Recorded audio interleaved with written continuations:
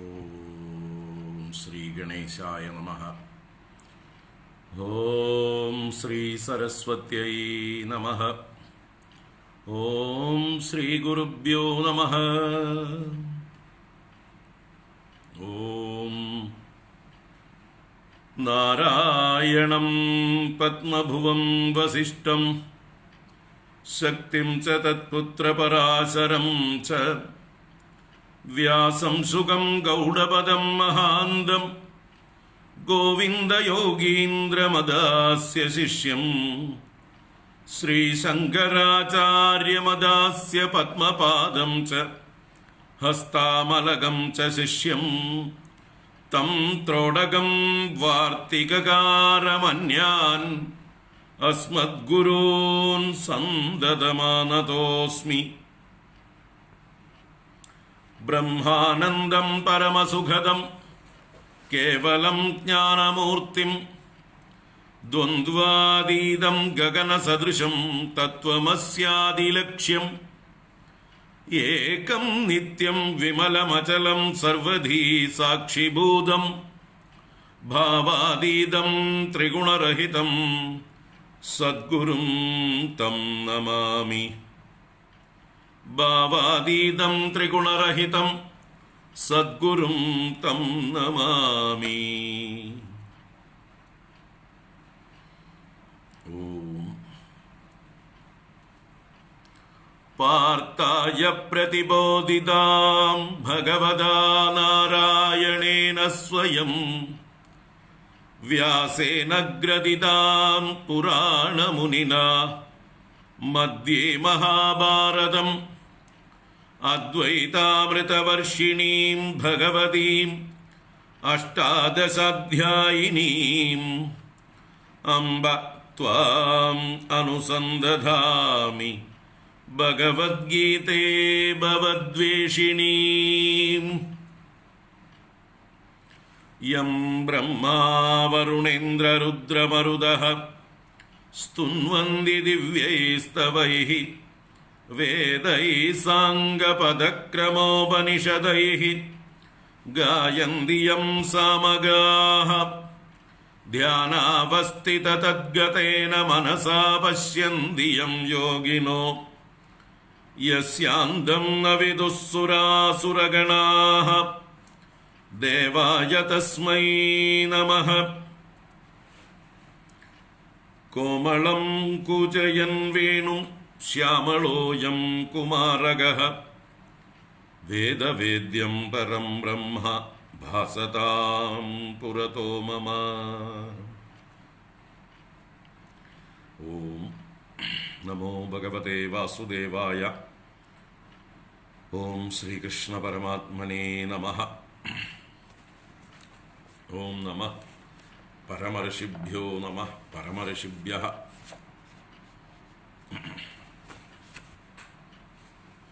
ഹരി ഓം. എല്ലാവർക്കും നമസ്കാരം. എല്ലാവർക്കും ശുഭസായാഹ്നം, സുസ്വാഗതം.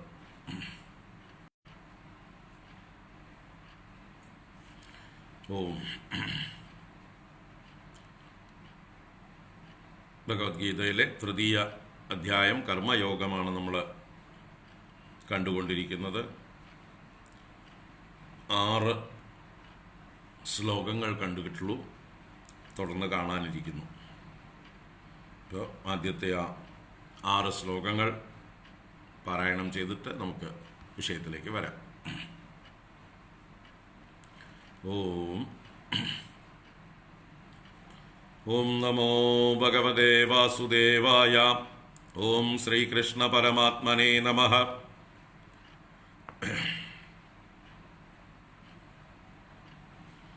നാരായണ.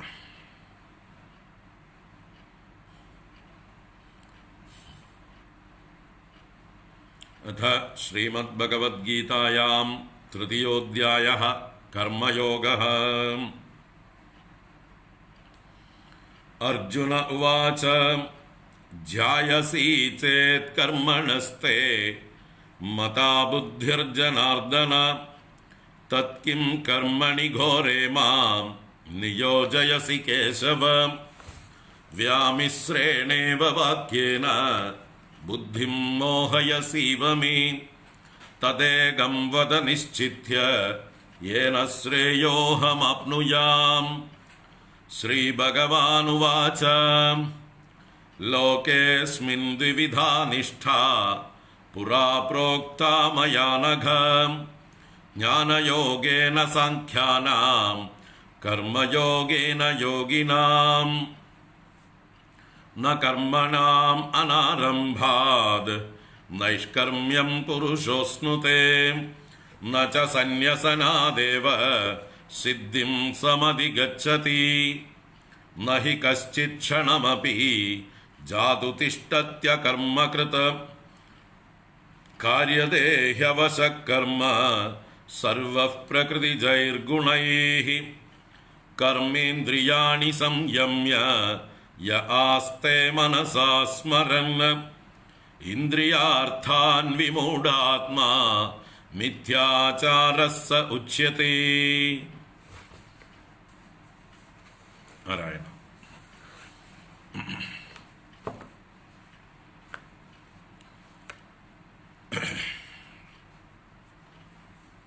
ഇപ്പോൾ കർമ്മങ്ങൾ ചെയ്യാനുള്ള കർമ്മങ്ങൾ ചെയ്യാതെ നൈഷ്കർമ്മ്യം എന്നുള്ള അവസ്ഥയെ പ്രാപിക്കാനാവില്ല.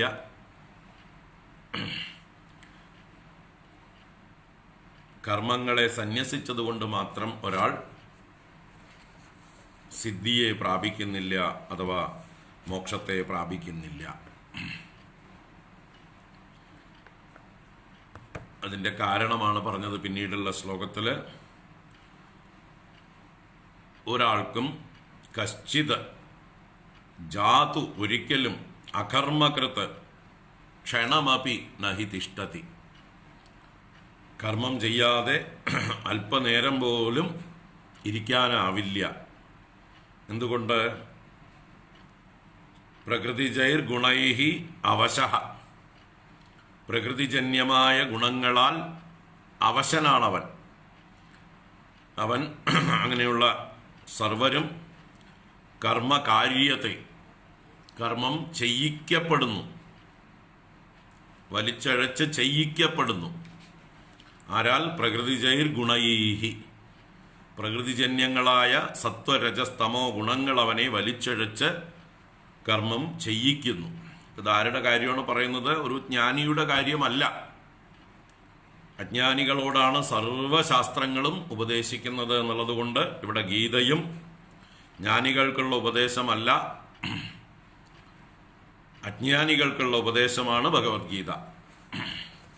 ഭഗവത്ഗീത മാത്രമല്ല, സനാതനധർമ്മത്തിലെ സർവശാസ്ത്രങ്ങളും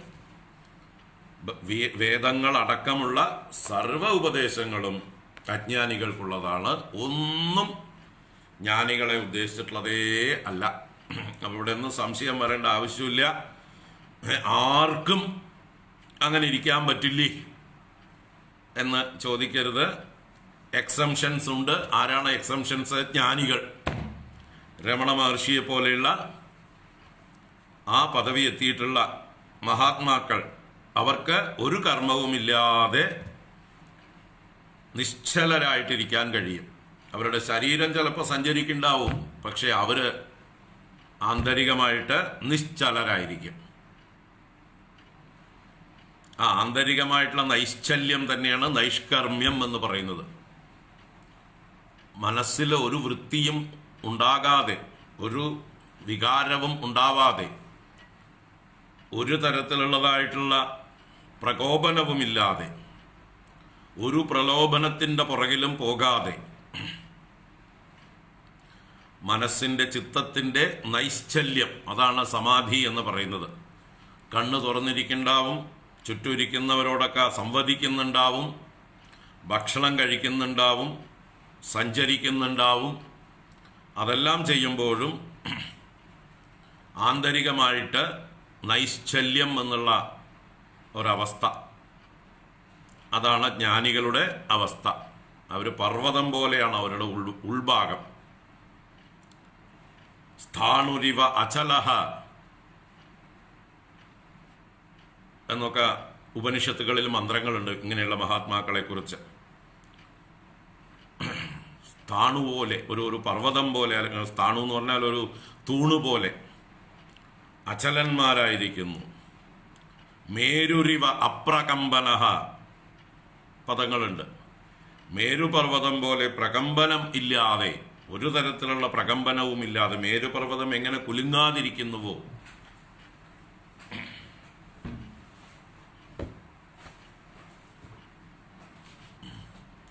അപ്പോൾ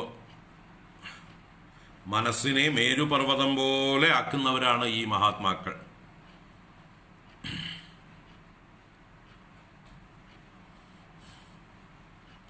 മനസ്സ് മേരുപർവ്വതം പോലെ നിശ്ചലം. മേരുരിവ അപ്രകമ്പനഃ. അപ്പൊ അവര് ഇവിടെ എക്സംപ്റ്റഡ് ആണ്. അവരോടല്ല, അവരെക്കുറിച്ചല്ല ഇപ്പൊ ഈ പറയുന്നത്.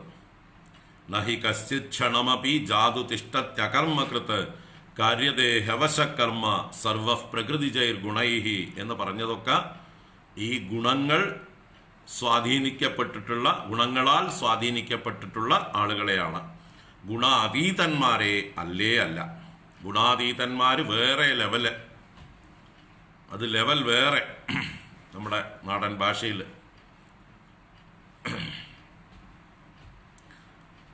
അപ്പോൾ ആർക്കും ഈ ഒരു ജ്ഞാനിയുടെ അവസ്ഥയെ പ്രാപിച്ചിട്ടില്ലാത്ത ആർക്കും വെറുതെ ഇരിക്കാൻ ആവില്ല. ഒരു അല്പനേരം പോലും വെറുതെ ഇരിക്കാനാവില്ല.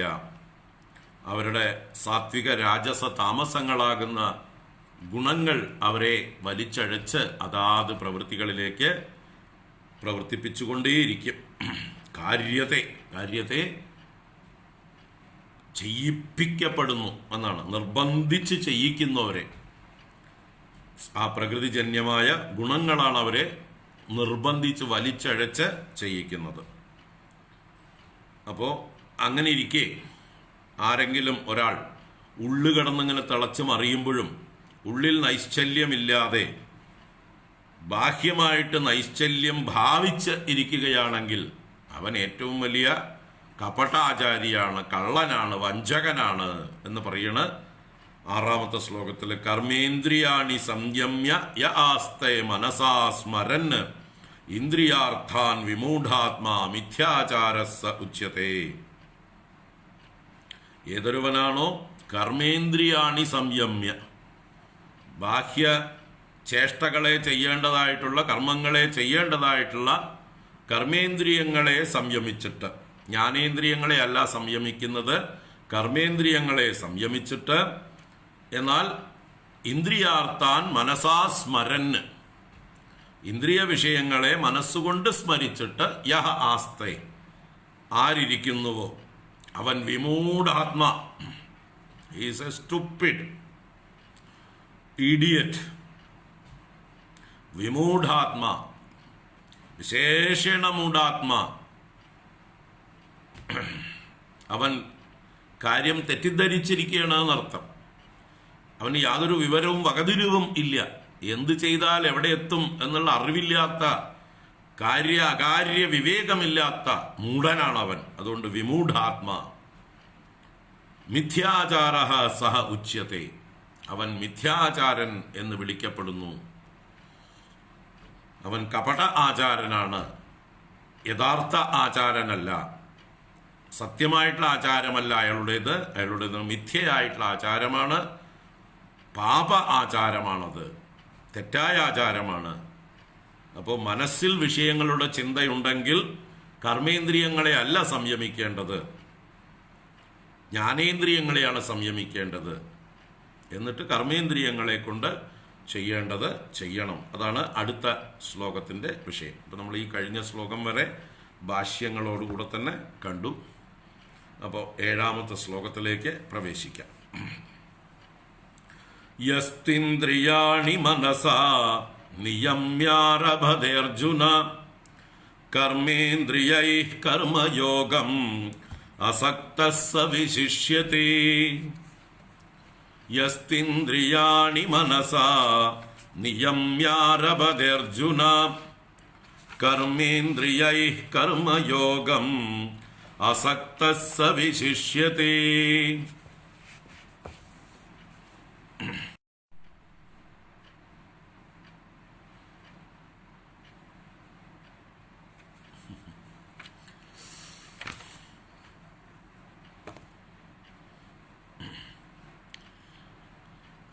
അപ്പോൾ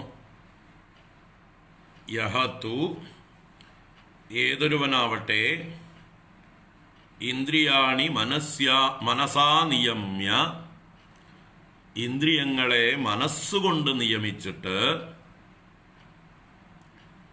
ആരഭതേ എന്നുള്ളത് കർമ്മേന്ദ്രിയൈഹി കർമ്മയോഗം ആരഭതേ, കർമ്മേന്ദ്രിയങ്ങളെ കൊണ്ട് കർമ്മയോഗത്തെ ചെയ്യുന്നത്. ആരഭതേ എന്ന് പറഞ്ഞാൽ ചെയ്യുന്നത്, ആരംഭിക്കുന്നത്. എങ്ങനെയായിട്ട്? അസക്തനായിട്ട് കർമ്മയോഗം ചെയ്യുന്നത്. അസക്തൻ കർമ്മഫലത്തിൽ ആസക്തിയില്ലാതെ. കട്ടായി ഞാനും വെറുതെ ഇരുന്ന് ഒന്നും പറഞ്ഞിട്ടില്ല, നിങ്ങൾക്കൊന്നും മിസ്സായിട്ടില്ല കേട്ടോ. ഇവിടെയാണ് കട്ടായത്, അതുകൊണ്ട് ഞാനും ഒന്നും പറഞ്ഞിട്ടില്ല. അതുകൊണ്ട് അസ്വസ്ഥരാവേണ്ട ആവശ്യമില്ല. ഇവിടെയാണ് കട്ടായത്, ഞാൻ മിണ്ടാതിരുന്നു വരുന്നവരെ.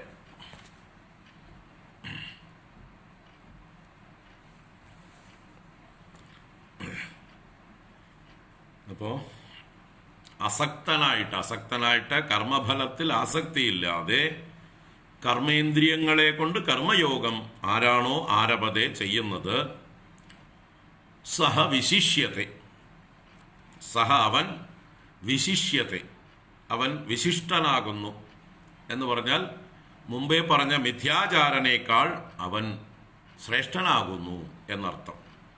അവൻ വിശിഷ്ടനാകുന്നു എന്ന് പറഞ്ഞാൽ അവൻ ജ്ഞാനിയേക്കാൾ വിശിഷ്ടനാകുന്നു എന്ന അർത്ഥത്തിൽ എടുക്കരുത്.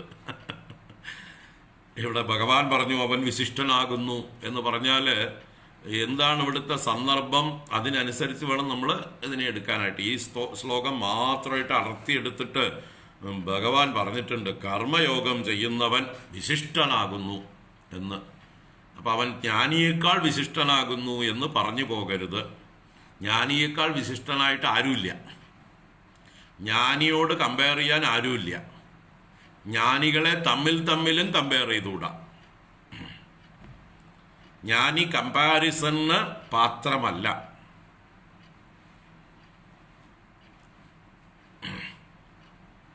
അപ്പോൾ ഒരു ജ്ഞാനിയെയല്ല നമ്മളിവിടെ താരതമ്യം ചെയ്തിട്ട് ഈ കർമ്മയോഗി ജ്ഞാനിയേക്കാൾ വിശിഷ്ടനാകുന്നു എന്ന അർത്ഥത്തിൽ എടുത്തുകൂടാ. സന്ദർഭത്തോട് ചേർത്ത് വേണം. എന്തിനോട്, ഏതിനേക്കാൾ വിശിഷ്ടനാകുന്നു?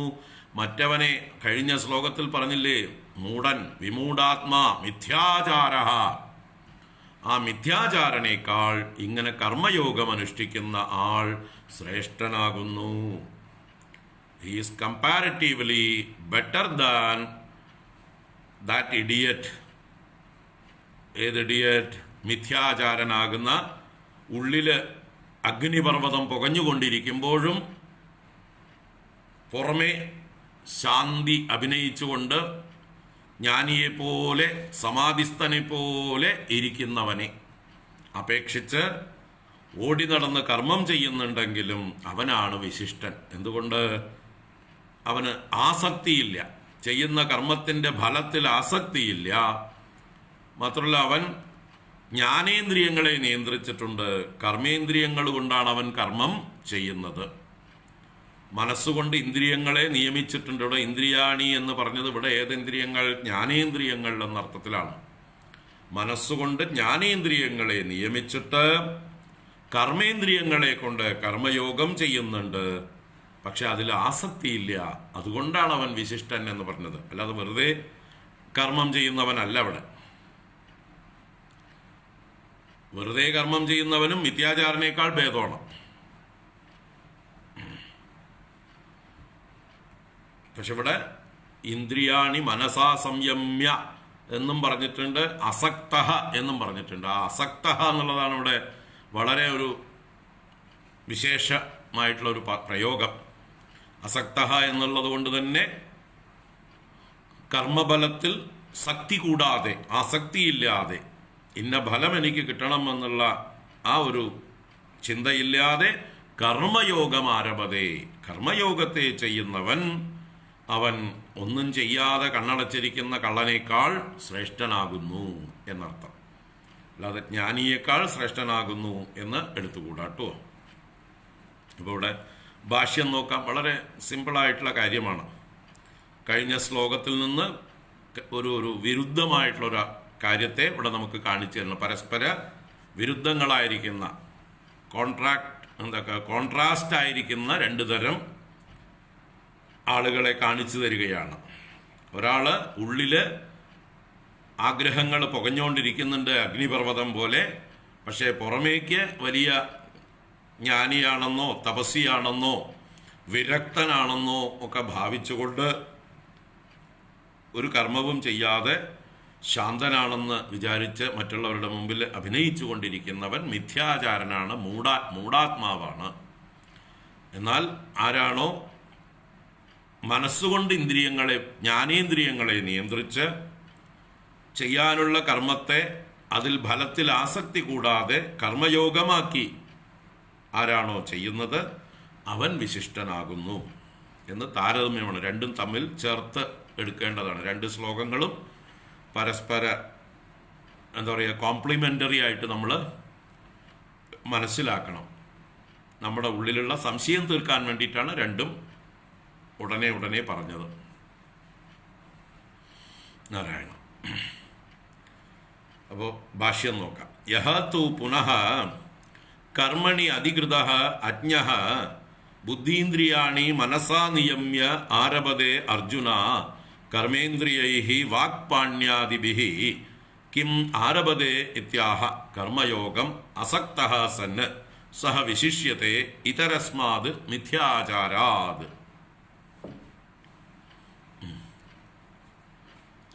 അപ്പോൾ യഹതു ഏതൊരുവനാണോ പുനഃ പിന്നെ കർമ്മണി അധികൃത അജ്ഞ എന്നും അവനെ വിശേഷിപ്പിക്കുന്നുണ്ട്. യഹാതു എന്ന് പറഞ്ഞതിനെ കർമ്മണി അധികൃത, കർമ്മം ചെയ്യുവാൻ അധികാരിയായിട്ടുള്ളവൻ. അവൻ ജ്ഞാനത്തിൽ അധികാരിയല്ല, ജ്ഞാനനിഷ്ഠയ്ക്ക് സന്യാസനിഷ്ഠയ്ക്ക് അധികാരി ആയിട്ടില്ല. അവൻ വേണ്ടത്ര ചിത്തശുദ്ധിയോ വേണ്ടത്ര പക്വതയോ ആയിട്ടില്ല, മൂത്ത് പഴുത്തിട്ടില്ല. മൂക്കാൻ പോണേ ഉള്ളൂ, മൂക്കാൻ തുടങ്ങണേ ഉള്ളൂ. അങ്ങനെയുള്ള ആളാണൂടെ കർമ്മണി അധികൃത, കർമ്മണ്യേവ അധികാരസ്ഥേ എന്ന് അർജുനനെ നോക്കി പറഞ്ഞില്ലേ, നിനക്ക് കർമ്മത്തിലാണ് അധികാരം, നിനക്ക് സന്യാസത്തിന് അധികാരമില്ല എന്ന് പറഞ്ഞതുപോലെ ഇവിടെ ആരാണോ കർമ്മം ചെയ്യുവാൻ യോഗ്യനായിരിക്കുന്നത്, കർമ്മം ചെയ്യാൻ ബാധ്യസ്ഥനായിരിക്കുന്നത്, അവന് പ്രത്യേകമായിട്ടുള്ള ഡ്യൂട്ടികളൊക്കെ ഉണ്ട്. അങ്ങനെയുള്ള അജ്ഞഃ എന്ന് എടുത്തു പറയേണ്ടൂടെ. അജ്ഞഃ ജ്ഞാനിയല്ല, ജ്ഞാനിയുടെ ലെവലിലേക്ക് എത്തിയിട്ടില്ല. അങ്ങനെയുള്ള അജ്ഞഃ ബുദ്ധീന്ദ്രിയാണി മനസാ നിയമ്യ എന്ന് പറയേണ്ടത്. ഇവിടെ ഏതിന്ദ്രിയാണി, ഇന്ദ്രിയാണി എന്ന് മാത്രമേ ഇവിടെ ശ്ലോകത്തിൽ പറഞ്ഞുള്ളൂ, ഭഗവാൻ പറഞ്ഞുള്ളൂ. യസ്തു ഇന്ദ്രിയാണി മനസ എന്ന്. അതിനിവിടെ ഭാഷ്യകാരൻ പ്രത്യേകം എടുത്തു പറയുന്നുണ്ട് ബുദ്ധീന്ദ്രിയാണി എന്ന്. വെറും ഇന്ദ്രിയാണിയല്ല, ബുദ്ധീന്ദ്രിയാണി. ബുദ്ധീന്ദ്രിയാണി എന്ന് പറഞ്ഞാലോ ജ്ഞാനേന്ദ്രിയാണി എന്നർത്ഥം. ജ്ഞാനേന്ദ്രിയങ്ങൾ കണ്ണ്, മൂക്ക്, നാവ് എന്ന് വെച്ചാൽ രുചിക്കുന്ന നാവ്. രുചിക്കുന്ന നാവാണ് ജ്ഞാനേന്ദ്രിയം, സംസാരിക്കുന്ന നാവ് കർമ്മേന്ദ്രിയം.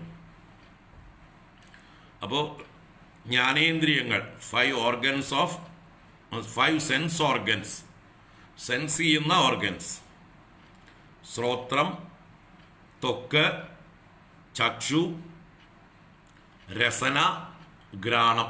ഇങ്ങനെ 5 ജ്ഞാനേന്ദ്രിയങ്ങൾ. ബുദ്ധീന്ദ്രിയാണി എന്നതിനെ എടുത്ത് പറഞ്ഞു. ബുദ്ധീന്ദ്രിയാണി മനസാ നിയമ്യ, മനസ്സുകൊണ്ട് അടക്കിയിട്ട് നിയമിച്ചിട്ട്. ജ്ഞാനേന്ദ്രിയങ്ങളെ മനസ്സുകൊണ്ട് തന്നെയാണ് ജയിക്കേണ്ടത്. മനസ്സാകുന്ന കടിഞ്ഞാൺ കൊണ്ട്, വിവേകം കൊണ്ട് നിയന്ത്രിച്ചിട്ട് എന്നർത്ഥം. വിൽ പവർ കൊണ്ടും വിവേകം കൊണ്ടും നിയന്ത്രിച്ചിട്ട്. മനസ്സിന് നല്ല വിൽ പവർ ഉണ്ടാവണം, അപ്പോഴേ നിയന്ത്രിക്കാൻ പറ്റുള്ളൂ. ആ വിൽ പവർ സമ്പാദിക്കാൻ വേണ്ടിയിട്ടാണ് നമ്മുടെ പല ജീവിത രീതിയിലുള്ള നിഷ്ഠകൾ. ഒരു നിഷ്ഠയുമില്ലാത്തവർക്ക് വിൽ പവർ ഉണ്ടാവില്ല. ജീവിതത്തിൽ കൃത്യനിഷ്ഠകളുള്ളവർക്കേ വിൽ പവർ ഉണ്ടാവുള്ളൂ. വ്രതങ്ങളൊക്കെ എടുക്കുന്നത് വിൽ പവർ വർദ്ധിക്കാൻ വേണ്ടിയിട്ടാണ്. വിൽ പവർ എന്നാൽ ഇച്ഛാശക്തി.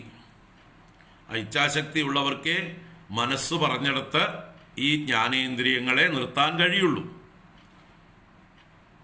എങ്ങനെയാണോ നല്ല കടിഞ്ഞാൺ കൊണ്ടേ കുതിരകളെ ബന്ധിക്കാൻ കഴിയുള്ളൂ.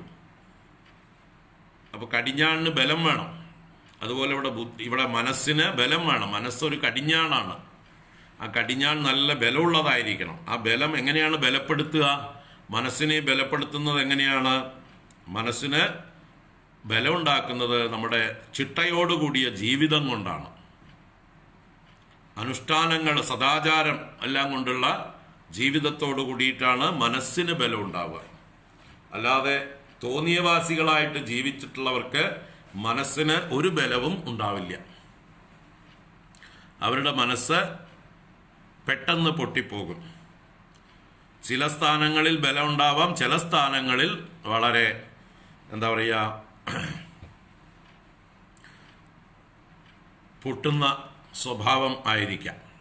വിശ്വസിക്കാൻ പറ്റില്ല. വൾണറബിൾ എന്ന് പറയാം. എവിടെയെങ്കിലും ഏതെങ്കിലും തരത്തിലുള്ള ഒരു എക്സ്പോഷർ വരുമ്പോഴാണ് ആ വൾണറബിൾ ആയിട്ടുള്ള ആ ഭാഗം എങ്ങനെയാണോ പൊട്ടുക, നശിക്കുകയോ തീപിടിക്കുകയോ തകരുകയോ ഒക്കെ ചെയ്യുന്നത്. അപ്പോൾ ആ ഒരു ശക്തി വേണം. എല്ലാ ഭാഗവും ഒരുപോലെ ബലം വേണം. ഇപ്പം നമ്മുടെ കുതിരയെ കെട്ടുന്ന കടിഞ്ഞാൺ എല്ലാ ഭാഗത്തും ബലമുണ്ടെങ്കിലും ഇടയിൽ എവിടെയെങ്കിലും ദുർബലമാണെങ്കിൽ അതുപോലെ അത് പൊട്ടാൻ. നമ്മൾ കിണറ്റിൽ നിന്നൊക്കെ വെള്ളം കോരുന്ന കയറ് നല്ല കയറായിരിക്കും. പക്ഷെ എവിടെയെങ്കിലും ഒരു ഭാഗത്തിത്തിരി ഒരഞ്ഞൊരഞ്ഞ് ഏതെങ്കിലും ഒരു ഇതുകൊണ്ട് ദുർബലമായിട്ടുണ്ടാവും. അവിടെ വലിഞ്ഞ് അവസാനം നമ്മൾ വലിയ വെള്ളക്കുടവുമായിട്ട് കിണറ്റിൽ നിന്ന് മുക്കിക്കൊണ്ടുവരുമ്പോൾ പാതി പൊങ്ങുമ്പോഴേക്കും കയററ്റ് ഭം ഒന്ന് പോവും. ബാക്കി ഭാഗമൊക്കെ ബലമുണ്ട്, പക്ഷെ ഒരു ഭാഗത്ത് ദുർബലം. അപ്പോൾ നമ്മുടെ മനസ്സിന് അതുപോലെയുള്ള ഏതെങ്കിലും കാര്യത്തിൽ ദുർബലത ഉണ്ടായാൽ മതി തകരാൻ. അതാണ് ഇന്നത്തെ എല്ലാ രംഗത്തും എത്രയോ നല്ല നല്ല ആൾക്കാർക്ക് തകർച്ച ഉണ്ടാവുന്നത്. പല നല്ല ഗുണങ്ങളും ഉണ്ടാവും, പക്ഷെ ഒരു ദോഷം മതി നശിക്കാൻ. പിന്നീട് കരകയറാൻ പറ്റാത്ത രീതിയിലുള്ള പടുകുഴിയിലേക്ക് അവർ വീണ് നശിച്ചു പോകും. ഇപ്പം നമ്മുടെ രാഷ്ട്രീയക്കാരൊക്കെ ആരംഭത്തിലൊക്കെ വളരെ നല്ലവരായിട്ടാണ് അവർ പൊങ്ങി വന്നിട്ടുള്ളത്. എന്തെങ്കിലുമൊക്കെ ഗുണങ്ങളില്ലാതെ അവർക്ക് എങ്ങനെ ലീഡർഷിപ്പ് ഇത്രയും വലിയ പദവികളിലേക്കൊന്നും എത്താൻ പറ്റില്ല. നന്മകൾ ഒരുപാട് ഉണ്ട് അവർക്ക്, പക്ഷേ എവിടെയെങ്കിലുമൊക്കെ ചെറിയ ചെറിയ വീക്ക്നെസ് ഉണ്ടാവും. ആ വീക്ക്നെസ് അവരുടെ നാശത്തിന് കാരണമാവും. അപ്പോൾ ആ വീക്ക്നെസ് പോലും അറിഞ്ഞ് അതിനെ കൂടി ബലപ്പെടുത്തണം. എവിടെയാണ് വീക്ക്നെസ് എന്ന് മനസ്സിലാക്കിയിട്ട് അതിനെ കൂടി ബലപ്പെടുത്തിയാൽ മാത്രമേ ആ വിൽ പവർ എന്നുള്ളത് പൂർണ്ണമാവുള്ളൂ. മനീഷ എന്ന് പറയുന്നത് അവസ്ഥ അതാണ്. മനീഷ.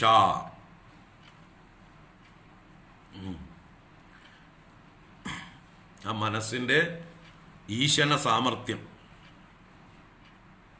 ബുദ്ധിയുടെ ഒരു പ്രത്യേക ഭാവം തന്നെയാണത്.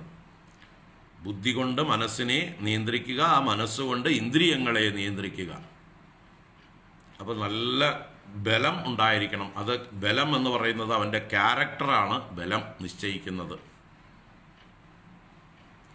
ഒരു തരത്തിലുള്ള ടെംപ്ടേഷൻസിലും വീഴാതിരിക്കണം. ഒരു കാര്യത്തിലും അവന് കൊതി ഉണ്ടാവാൻ പാടില്ല. ഏതെങ്കിലും ഒരു കാര്യത്തിൽ ഉള്ളിൽ കൊതി ഉണ്ടെങ്കിൽ ആ കാര്യത്തിൽ ചാൻസ് കിട്ടുമ്പോൾ അവൻ വീണുപോകും. അപ്പോൾ ഒന്നിലും കൊതിയില്ലാത്തൊരാൾക്ക് മാത്രമേ ഏത് പ്രലോഭനം വന്നാലും പിടിച്ചു നിൽക്കാൻ പറ്റുള്ളൂ.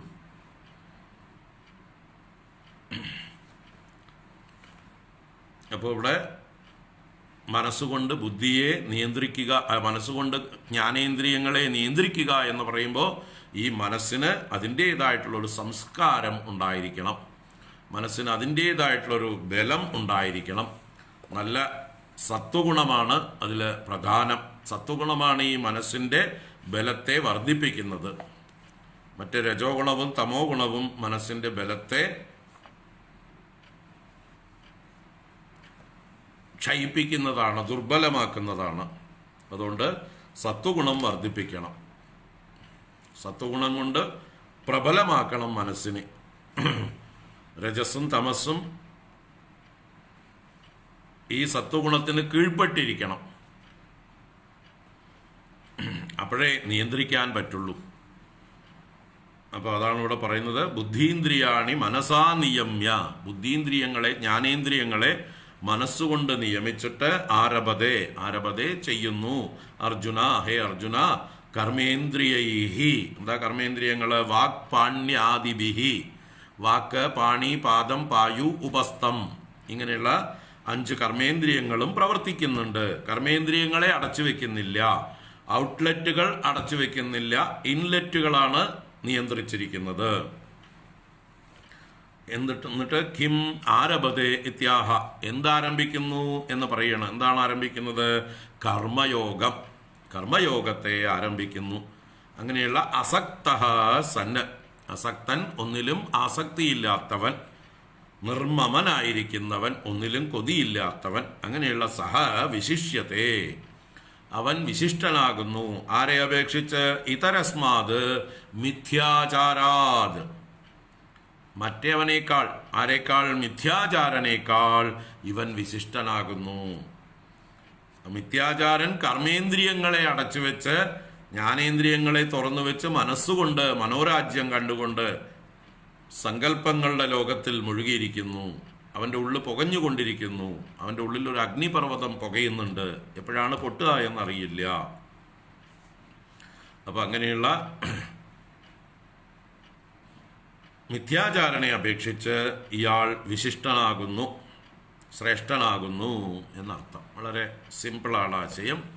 നമ്മുടെ ഉള്ളിലുള്ള തെറ്റിദ്ധാരണകളൊക്കെ നീക്കാനുള്ള ഒരു സംശയം തീർത്തു തരാനുള്ള ഒരു ശ്ലോകമാണിത്.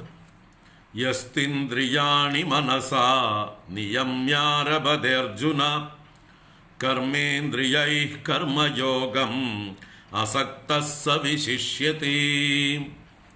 അതുകൊണ്ട് ജ്ഞാനിയായിട്ടില്ലാത്ത ഒരാൾ ജ്ഞാനേന്ദ്രിയങ്ങളെ നിയന്ത്രിച്ച് കർമ്മേന്ദ്രിയങ്ങളെ കൊണ്ട് തനിക്ക് വിഹിതമായ കർമ്മങ്ങളൊക്കെ കൃത്യമായിട്ടുള്ള സമയത്ത് നന്നായി ഈശ്വര ആരാധനയാക്കി ചെയ്തുകൊണ്ട് ഈ മിഥ്യാചാരൻ വിശിഷ്ടൻ ഇനിയും ഉയരങ്ങളിലേക്കുള്ള ആളാണ്. മോക്ഷം എന്ന സിദ്ധിയിലേക്കുള്ള ശരിയായ വഴിയിലാണ്. ഇരിക്കട്ടെ. യതഃ ഏവം അതഃ.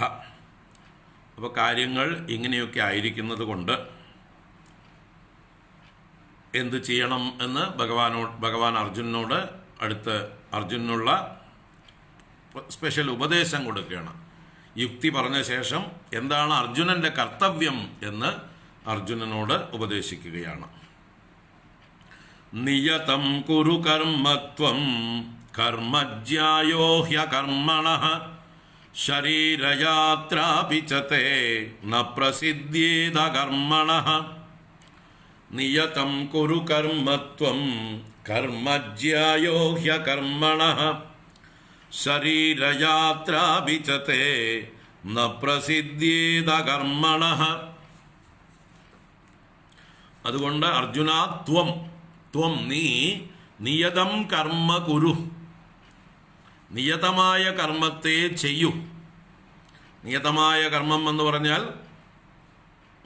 നിന്നിൽ നിക്ഷിപ്തമായത്, നിന്നിൽ നിന്ന് ശാസ്ത്രവും ലോകവും പ്രതീക്ഷിക്കുന്ന നിന്റെ ഉത്തരവാദിത്വം, നിന്റെ വർണ്ണാശ്രമ ധർമ്മത്തിനനുസരിച്ചിട്ടുള്ള, നീ എവിടെയാണോ അതിനനുസരിച്ചിട്ടുള്ള ആ കർമ്മം, നിന്നിൽ നിക്ഷിപ്തമായ കർമ്മം, അതാണ് നിയതം. നിയതമായ കർമ്മ ത്വം കുരു, നീ ചെയ്യേണ്ടതായിട്ടുള്ള കർത്തവ്യ കർമ്മത്തെ നീ ചെയ്യൂ.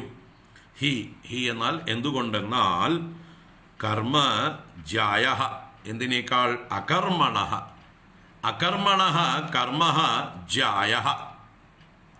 അകർമ്മം ഒന്നും ചെയ്യാതിരിക്കൽ. അപ്പൊ അകർമ്മണ എന്ന് പറയുമ്പോൾ അകർമ്മത്തേക്കാൾ, ഒന്നും ചെയ്യാതെ മിഥ്യാചാരണെ പോലെ വെറുതെ ഇരിക്കുന്നതിനേക്കാൾ കർമ്മ ജായ, കർമ്മം ശ്രേഷ്ഠമാകുന്നു. ജായ ജ്യേഷ്ഠ, ശ്രേഷ്ഠ. അപ്പൊ മിഥ്യാചാരനായിരിക്കുന്നതിനേക്കാൾ നീ നിന്റെ നിയതമായ കർമ്മം ചെയ്യുന്നത് ശ്രേഷ്ഠമാകുന്നു. മാത്രവുമല്ല, അതാണ് അപി എന്ന് പറയുന്നത്. ശരീരയാത്ര അപി ചതേ ന പ്രസിദ്ധ്യേത് അകർമ്മണ. അകർമ്മണ തേ, ഒന്നും ചെയ്യാതിരിക്കുന്ന നിന്റെ, തവ, തേ എന്നുള്ളത് തവ, അകർമ്മണ കർമ്മം ചെയ്യാത്തവനായ നിന്റെ ശരീരയാത്ര അപി, നിന്റെ ശരീരത്തിൻ്റെ നിലനിൽപ്പ് പോലും, യാത്ര എന്ന് പറഞ്ഞാൽ അതിൻ്റെ സ്ഥിതി, അതിൻ്റെ മെയിൻ്റനൻസ്, നിന്റെ ശരീരത്തിൻ്റെ മെയിൻ്റനൻസ് പോലും ന പ്രസിദ്ധ്യേത്, സാധിക്കുകയില്ല. അപ്പം നീ ഒന്നും ചെയ്യാതെ മിണ്ടാതെ ഇരുന്നാൽ നിന്റെ ശരീരത്തെ മെയിൻറ്റെയിൻ ചെയ്യാൻ പോലും നിനക്ക് പറ്റില്ല. അങ്ങനെ പറയുമ്പോൾ ഒരു കുലുക്കുണ്ടാവും. കാരണം ശരീരബോധമുള്ള ആളാണ്, ശരീരബോധത്തിന് അതീതനായിട്ടില്ല. അതുകൊണ്ട് തന്നെ അർജുനന് വിശപ്പുണ്ട്, ദാഹമുണ്ട്, ക്ഷീണമുണ്ട്, ശരീരത്തിൻ്റെ വികാരങ്ങളൊക്കെ ഉണ്ട്. അപ്പോൾ ശരീരയാത്രയെക്കുറിച്ച് പറയുമ്പോൾ അത് നിനക്ക് സാധിക്കില്ല, നീ ഒന്നും ചെയ്യാതിരുന്നാൽ എന്ന് പറയുമ്പോൾ ഒരു ഞെട്ടലുണ്ടാവും, ഒരു ഷോക്കാണ്.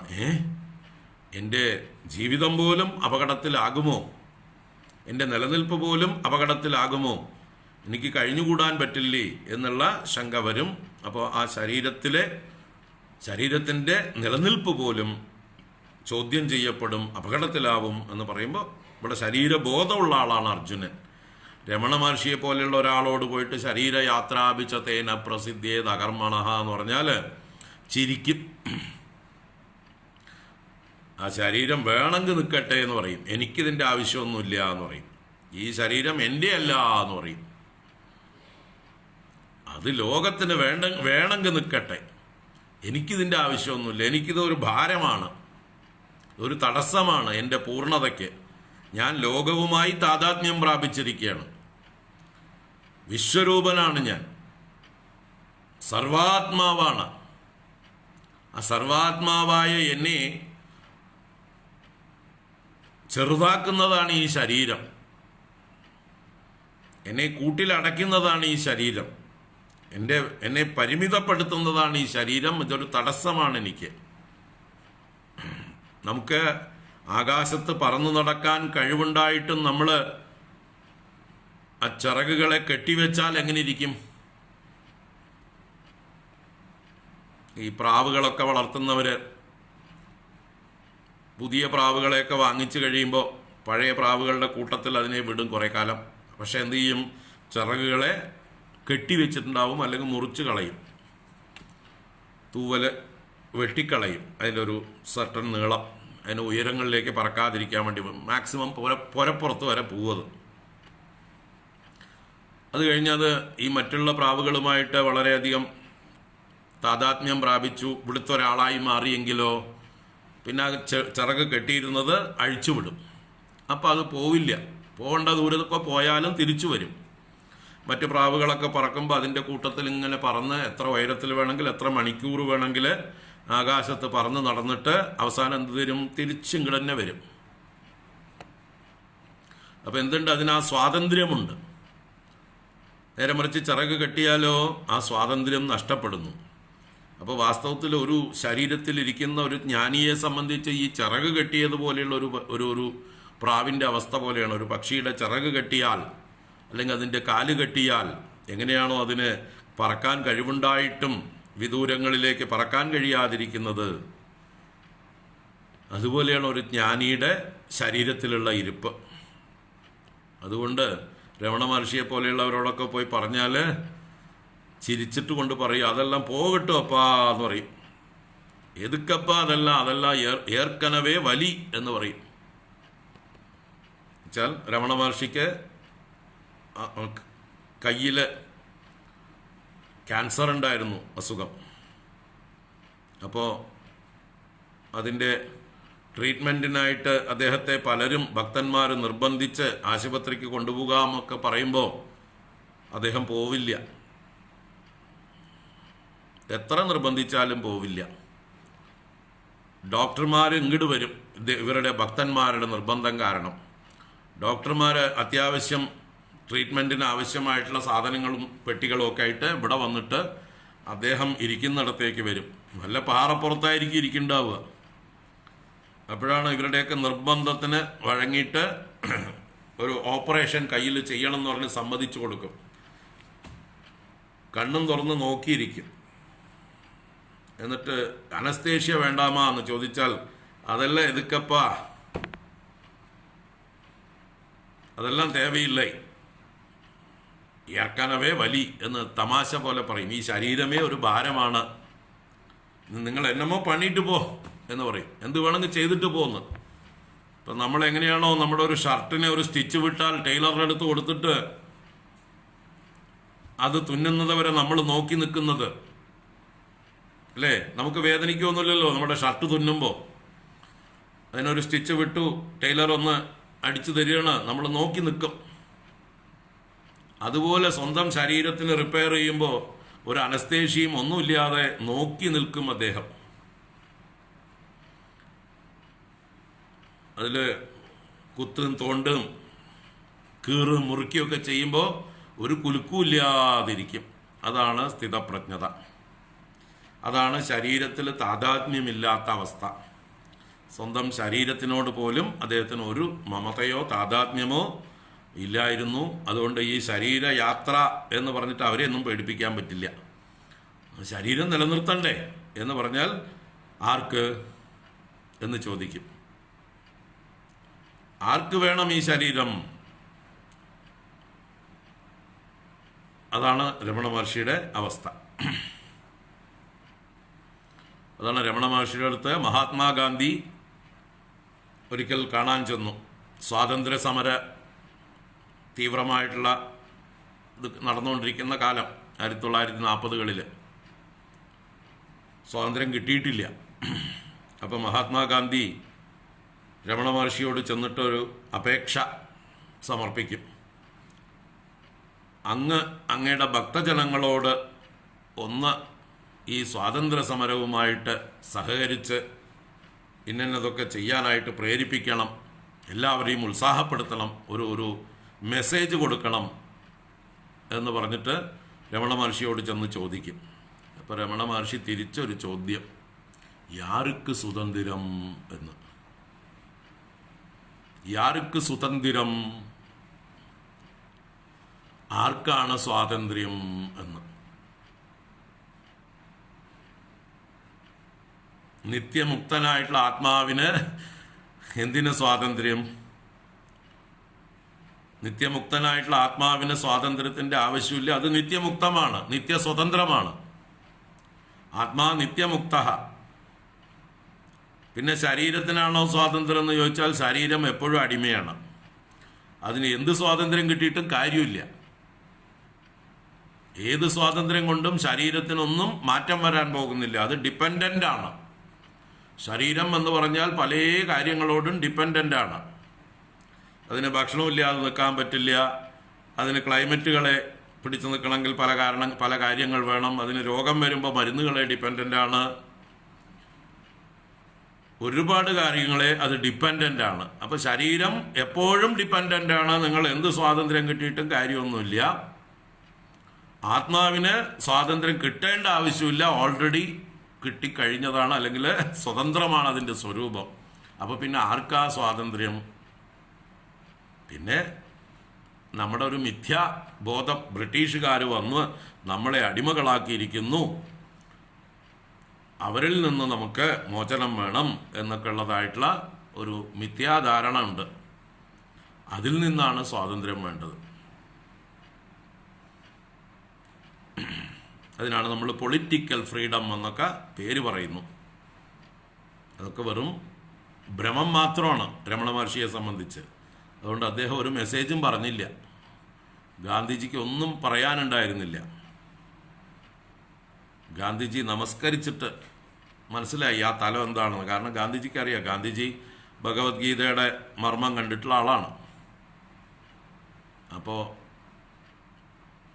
ഭഗവത്ഗീതയിലെ സ്ഥിതപ്രജ്ഞൻ തൻ്റെ മുമ്പിലിരിക്കുമ്പോൾ അദ്ദേഹത്തെ ഉപദേശിക്കാനോ അദ്ദേഹത്തോട് എന്തെങ്കിലും അദ്ദേഹം പറഞ്ഞത് തെറ്റാണെന്നോ പറയാനോ അങ്ങ് പറഞ്ഞത് ശരിയായില്ല എന്തായാലും എന്ന് പറയാനുള്ള ധൈര്യമോ അതിനുള്ള യോഗ്യതയോ ഗാന്ധിക്കില്ല.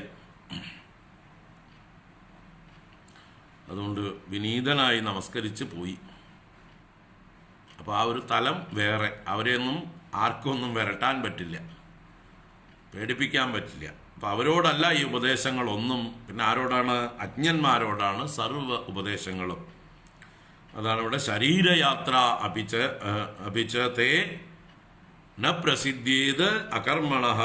നീ കർമ്മം ചെയ്യാതിരുന്നാൽ നിന്റെ ശരീരയാത്ര എങ്ങനെ നടക്കും? നിന്റെ ശരീരത്തിൻ്റെ സ്ഥിതി, മെയിൻ്റനൻസ് എങ്ങനെ നടക്കും? അപ്പോൾ അതിനും കർമ്മം വേണമല്ലോ. ശരീരം നിലനിർത്തണമെങ്കിൽ അതിന് അതിൻ്റേതായിട്ടുള്ള മെയിൻ്റനൻസ് ഉണ്ട്, കർമ്മമുണ്ട്. അപ്പോൾ അതുകൊണ്ട് അർജുനന് പേടിയാവും തീർച്ചയായിട്ടും. അപ്പോൾ തീർച്ചയായിട്ടും അർജുന, കർത്തവ്യ കർമ്മത്തെ നീ ചെയ്യൂ. ഒന്നും ചെയ്യാതിരിക്കുന്നതിനേക്കാൾ എത്രയോ ശ്രേഷ്ഠമാണ് കർത്തവ്യകർമ്മം ചെയ്യുന്നത്. മാത്രമല്ല, നീ ഒന്നും ചെയ്യാതിരുന്നാൽ നിന്റെ ശരീരവും നശിച്ചു പോകും, അതിന് നിലനിൽക്കാൻ പറ്റില്ല. അപ്പോൾ അത് നശിച്ചോട്ടെ എന്നുള്ള, അതൊന്നും എന്നെ ബാധിക്കുന്നില്ല എന്നുള്ള തലത്തിലേക്ക് അർജുനൻ എത്തിയിട്ടില്ലാത്തതുകൊണ്ട് അർജുനന് അത് ഉൾക്കൊള്ളാൻ കഴിയില്ല. അതിൻ്റെ ഭാഷ്യം നോക്കാം. നിയതം നിത്യം യോ യസ്മിൻ കർമ്മണി അധികൃതഃ ഫലായ ച അശ്രുതം തത് നിയതം കർമ്മ തത് കുരു ത്വം ഹേ അർജുന. യതഃ കർമ്മ ജായഃ അധികതരം ഫലദോ ഹി യസ്മാത് അകർമ്മണഃ അകരണാത് അനാരംഭാത് കഥം ശരീരയാത്രാ ശരീരസ്ഥിതിഃ അപി ച തേ തവ ന പ്രസിദ്ധ്യേത് പ്രസിദ്ധിം ന ഗച്ഛേത് അകർമ്മണഃ അകരണാത് അതോ ദൃഷ്ടഃ കർമാകർമ്മണോഃ വിശേഷോ ലോകേ.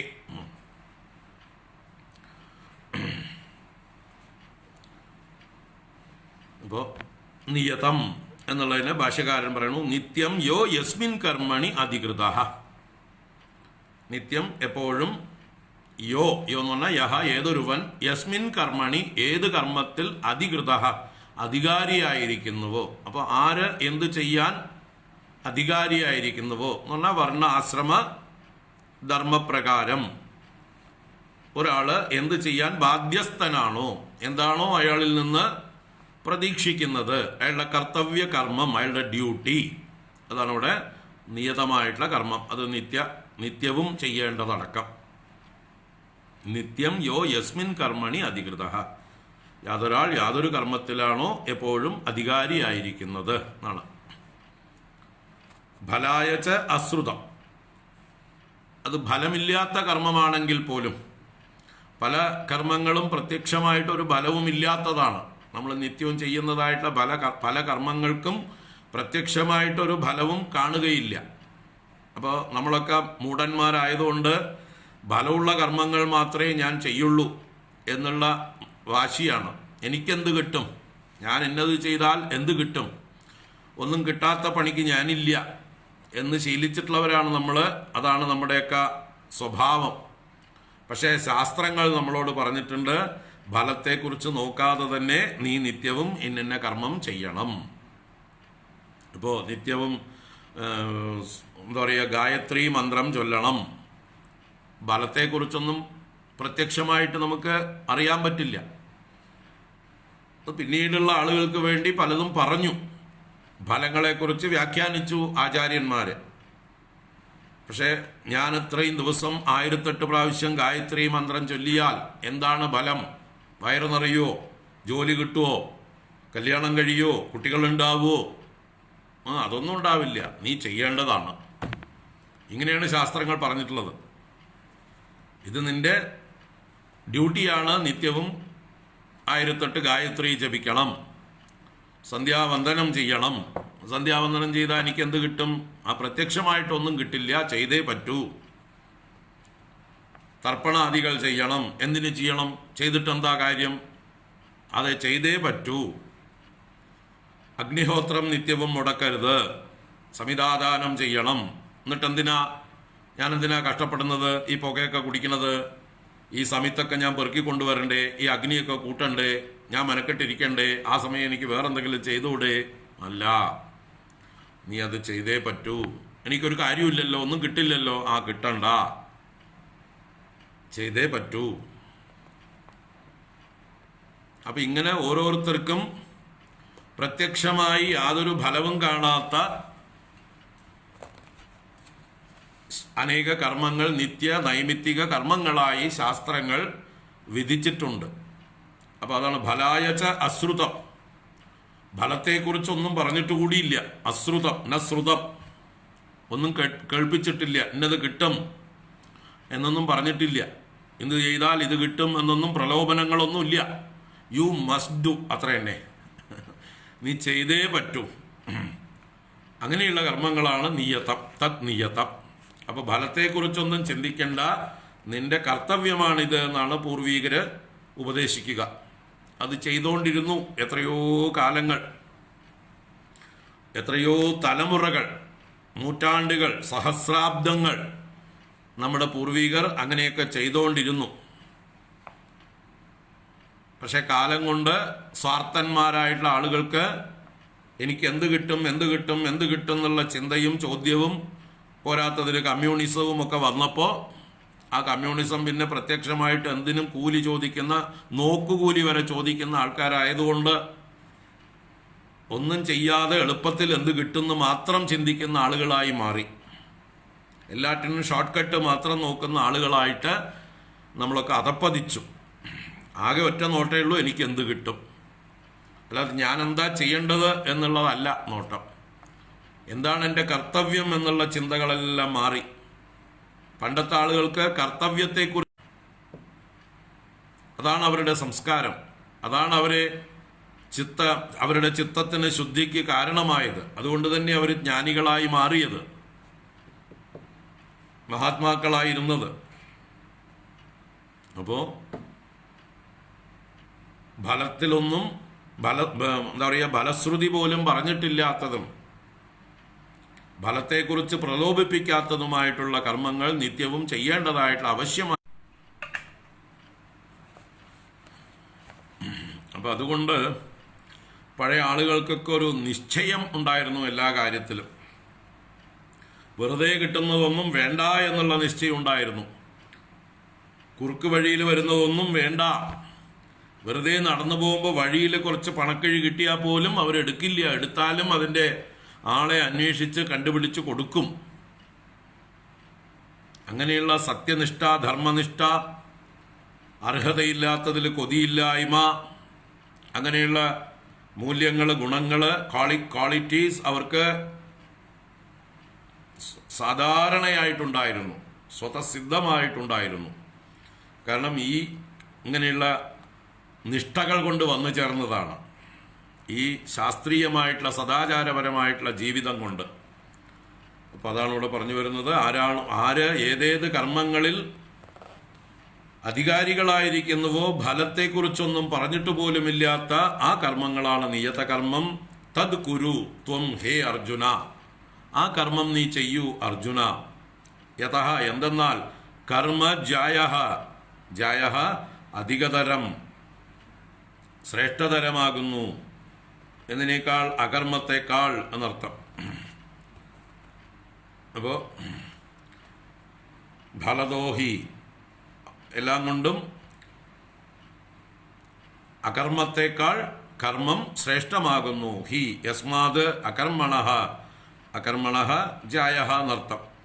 അകരണാത് അനാരംഭാത്, അകരണം അനാരംഭം, അതന്നെ അകർമ്മണം. അപ്പോൾ ഒന്നും ചെയ്യാതിരിക്കുന്നതിനേക്കാൾ കർമ്മം ചെയ്യുന്നതാണ് ശ്രേഷ്ഠം.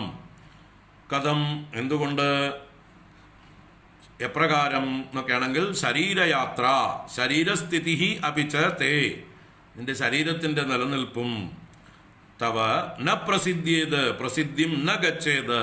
പ്രസിദ്ധി എന്ന് പറഞ്ഞാൽ പ്രകർഷേണമുള്ള സിദ്ധി, പ്രകർഷേണമുള്ള സിദ്ധി, നന്നായി ലഭിക്കുക എന്നർത്ഥം. അപ്പോൾ ന പ്രസിദ്ധിയത് അകർമ്മണ അകരണാത്. അപ്പൊ ശരീരയാത്ര പോലും നിനക്ക് സാധിക്കില്ല എന്നർത്ഥം. ഒന്നും ചെയ്യാതിരുന്നാൽ ശരീരയാത്ര പോലും കഷ്ടത്തിലാവും. അതോ ദൃഷ്ട കർമാകർമ്മണോഹോ വിശേഷോ ലോകെ. അപ്പൊ അതിലൂടെ ഇവിടെ ദൃഷ്ട എന്ന് പറഞ്ഞാൽ ലോകത്തിൽ കാണപ്പെടുന്നു. ലോകേ ദൃഷ്ട എന്ത്? കർമ്മ അകർമ്മണ വിശേഷ, കർമ്മവും അകർമ്മവും തമ്മിലുള്ള വിശേഷം. അപ്പൊ ഏതാണ് നല്ലത്? അകർമ്മത്തേക്കാൾ കർമ്മം തന്നെയാണ് വിശേഷം എന്ന് ലോകത്തിൽ കാണപ്പെടുന്നുണ്ട്. അതുകൊണ്ട് എല്ലാ തരത്തിലും എന്ത് ചിന്തിച്ചാലും, ഏത് യുക്തി കൊണ്ട് ചിന്തിച്ചാലും ഒന്നും ചെയ്യാതിരിക്കുന്നതിനേക്കാൾ കർത്തവ്യ കർമ്മം ചെയ്യുന്നതാണ് ശ്രേയസ്കരം, ശ്രേഷ്ഠതരം. നിനക്കെല്ലാം കൊണ്ടും നല്ലത് നിനക്ക് നിയതമായിട്ടുള്ള കർമ്മത്തെ നീ ചെയ്യേണ്ടതാണ്. ഒന്നും ചെയ്യാതിരുന്നാൽ അത് അഭികാമ്യമല്ല, അത് നാശത്തിലേക്ക് നയിക്കുകയേ ഉള്ളൂ എന്ന് ചുരുക്കി പറഞ്ഞു. ഇനിയാണ് ശരിക്ക് ഇവിടെ കർമ്മയോഗം എന്ന് പറയുന്ന വിഷയത്തിലേക്ക് കടക്കാൻ പോകുന്നത്. ഇതുവരെ ഈ കർമ്മയോഗത്തിൻ്റെ അതിലേക്ക് വരാൻ വേണ്ടി ആമുഖമായി പറഞ്ഞ കാര്യങ്ങളാണ്. യഥാർത്ഥ കർമ്മയോഗത്തിലേക്ക് പ്രവേശിക്കാൻ പോകുന്നേ ഉള്ളൂ. 8 ശ്ലോകങ്ങൾ അതിലേക്കുള്ള ആമുഖമാണ്. അപ്പോൾ ഭാഷ്യകാരൻ ഇവിടെ 9-ാം ശ്ലോകത്തിന് മുമ്പായിട്ട് പറയണു, യച്ഛ മന്യസേ ബന്ധാർത്ഥത്വാത് കർമ്മ ന കർത്തവ്യം ഇതി തദപി അസത്.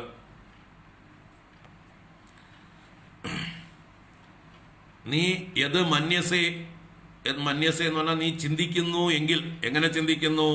ബന്ധാർത്ഥത്വാത് കർമ്മന കർത്തവ്യം ഇതി. കർമ്മങ്ങൾ ബന്ധകാരണമാകും, കർമ്മങ്ങൾ വാസനയെ ഉണ്ടാക്കി ബന്ധകാരണമാകും, അതുകൊണ്ട് കർമ്മങ്ങൾ ചെയ്യാതിരിക്കുന്നതാണ് നല്ലത് എന്ന് നീ കരുതുകയാണെങ്കിൽ തദപി അസത്, അതും ശരിയല്ല. അപ്പൊ കർമ്മങ്ങൾ ബന്ധകാരണമാണ് എന്ന് കരുതി നീ ചുമ്മാ ഇരിക്കരുത്. കർമ്മങ്ങൾ ബന്ധകാരണം അല്ല. സാധാരണ നിലയ്ക്ക് മൂഢന്മാരെ സംബന്ധിച്ച് കർമ്മങ്ങൾ ബന്ധകാരണമാണ്. എന്നാൽ അതേ കർമ്മങ്ങളെ തന്നെ മറിച്ചാക്കാം. മോക്ഷകാരണത്തിനുള്ള ഉപാധിയാക്കി മാറ്റാം, മോക്ഷത്തിനുള്ള ഉപാധിയാക്കി മാറ്റാം കർമ്മത്തെ. അപ്പോൾ ഒരേ കർമ്മം തന്നെ സ്വാർത്ഥതയോടുകൂടി ചെയ്യുമ്പോഴാണ് ബന്ധകാരണമാകുന്നത്. അതിനെ സ്വാർത്ഥത ഇല്ലാതെ ചെയ്താൽ അത് മോക്ഷത്തിലേക്ക് നയിക്കുന്നതാവും എന്നുള്ള. അപ്പൊ എങ്ങനെ ചെയ്യണം കർമ്മ? സാധാരണ നിലയ്ക്ക് ബന്ധകാരണമായിട്ടുള്ള കർമ്മത്തെ എങ്ങനെ വിപരീതമാക്കി മാറ്റണം, ബന്ധകാരണമല്ലാതാക്കണം, മോക്ഷത്തിന് സഹായകമാക്കി മാറ്റണം. അതാണ് യോഗ കർമ്മസു കൗശലം എന്ന് 2-ാം അധ്യായത്തിൽ പറഞ്ഞില്ലേ. യോഗം എന്നാൽ കർമ്മത്തിൽ കൗശലമാണ്. യോഗ ശബ്ദം അവിടെ കർമ്മയോഗ, കർമ്മസു കൗശലം. അപ്പൊ കുശലതയാണ്. എന്താ കുശലത? ദർഭ പറിക്കുമ്പോൾ കൈ മുറിയാനാണ് ചാൻസ്. കൈ മുറിയാതെ ദർഭ പറിക്കലാണ് കുശലത. ദർഭ എന്ന് പറഞ്ഞാൽ നല്ല മൂർച്ചയുള്ള പുല്ലാണ്. 2 വശവും പിടിച്ചു വലിച്ചാൽ കൈ മുറിയും. കുശം ലാതി ഇതി കുശലഹ. ദർഭയെ നന്നായി കൊണ്ടുവരുന്നവൻ, പറിച്ചു കൊണ്ടുവരുന്നവൻ കുശലൻ. അപ്പോ കൈമുറിയാൻ കാരണമാകുന്ന ദർഭയെ കൈമുറിയാതെ ആര് പറിക്കുന്നുവോ അവനാണ് കുശലൻ, മിടുക്കൻ, മിടുമിടുക്കൻ. അപ്പൊ അതുപോലെ യോഗ കർമ്മസു കൗശലം എന്ന് പറഞ്ഞതുപോലെ സാധാരണ നിലയ്ക്ക് ബന്ധകാരണമായ കർമ്മങ്ങളെ എങ്ങനെ ബന്ധമല്ലാതെ മോക്ഷത്തിനാക്കി മാറ്റാം, അതാണ് കർമ്മയോഗം. അപ്പൊ ആ കർമ്മയോഗത്തിലേക്ക് ഇതാ വഴി തുറന്നു ഭഗവാൻ അവതരിപ്പിക്കുകയാണ്. യജ്ഞാർത്ഥാത് കർമ്മണോന്യത്ര ലോകോയം കർമ്മബന്ധനഃ തദർത്ഥം കർമ്മ കൗന്ദേയ മുക്തസംഗഃ സമാചര. യജ്ഞാർത്ഥാത് കർമ്മണോന്യത്ര ലോകോയം കർമ്മബന്ധനഃ തദർത്ഥം കർമ്മ കൗന്ദേയ മുക്തസംഗഃ സമാചര. യജ്ഞാർത്ഥാത് കർമ്മണഃ അന്യത്ര ലോകഃ അയം കർമ്മബന്ധനഃ തദർത്ഥം കർമ്മ കൗന്ദേയ മുക്തസംഗഃ സമാചര. അപ്പോൾ കൗന്ദേയ എന്നുള്ളത് കുന്തിപുത്ര അർജുന എന്നുള്ള സംബോധനയാണ്. അല്ലയോ കുന്തിപുത്ര കൗന്ദേയ, ഞാൻ പറയുന്നത് കേൾക്കൂ. യജ്ഞാർത്ഥാത് കർമ്മണഃ, യജ്ഞാർത്ഥമായ കർമ്മത്തിൽ നിന്ന്, യജ്ഞാർത്ഥാത് കർമ്മണഃ, യജ്ഞാർത്ഥമായ കർമ്മത്തിൽ നിന്ന്, അന്യത്ര, അന്യത്ര ഇതരത്ര, മറുവശത്ത്. അപ്പൊ ഇത് യജ്ഞാർത്ഥമായ കർമ്മത്തിൽ നിന്ന് അപ്പുറത്ത് വിപരീതമായതാണ് അയം ലോകഃ കർമ്മബന്ധനഃ, ഈ ലോകം കർമ്മബന്ധനമായിരിക്കുന്നത്. അപ്പൊ യജ്ഞാർത്ഥമായ കർമ്മം കർമ്മബന്ധനമല്ല, അതിൻ്റെ മറുവശമാണ് യജ്ഞാർത്ഥമല്ലാതെ ചെയ്യുന്ന കർമ്മമാണ് കർമ്മബന്ധനം. അപ്പൊ കർമ്മത്തെ യജ്ഞാർത്ഥമാക്കിയാൽ ബന്ധനമല്ല, യജ്ഞാർത്ഥമാക്കിയില്ലെങ്കിൽ ബന്ധനമാകുന്നു എന്നർത്ഥം. അതുകൊണ്ട് അർജുന തദർത്ഥം, തദർത്ഥം എന്ന് പറഞ്ഞാലോ യജ്ഞാർത്ഥം എന്നർത്ഥം. തത് എന്നുള്ള ശബ്ദം ഇവിടെ സർവനാമ ശബ്ദമാണ്. ഏത് വിഷയത്തെക്കുറിച്ചാണ് ഇപ്പോൾ ചർച്ച ചെയ്തുകൊണ്ടിരിക്കുന്നത്? യജ്ഞം എന്ന വിഷയത്തെക്കുറിച്ചാണ് ചർച്ച. അപ്പൊ തത് എന്നുള്ളത് കൊണ്ട് ഇവിടെ യജ്ഞം. അപ്പൊ യജ്ഞാർത്ഥം, ആ യജ്ഞത്തിനായിക്കൊണ്ട് കർമ്മസമാചര, നീ കർമ്മത്തെ നന്നായി ആചരിക്കൂ. എങ്ങനെ? മുക്തസംഗഃ, സംഘം വെടിഞ്ഞ്.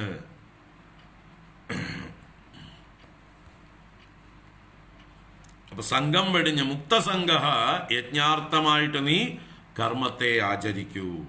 അപ്പൊ ഇവിടെ യജ്ഞം എന്നുള്ളതായിട്ടുള്ള ഒരു പദം ആദ്യമായിട്ടിവിടെ ഭഗവാൻ ഇൻട്രൊഡ്യൂസ് ചെയ്തു. ഈ കർമ്മയോഗത്തിലാണ് യജ്ഞശബ്ദം ഇൻട്രൊഡ്യൂസ് ചെയ്യുന്നത്. കർമ്മയോഗം എന്നുള്ളതിന് പകരമായിട്ട് പുതിയൊരു പ്രയോഗമാണ് യജ്ഞശബ്ദം.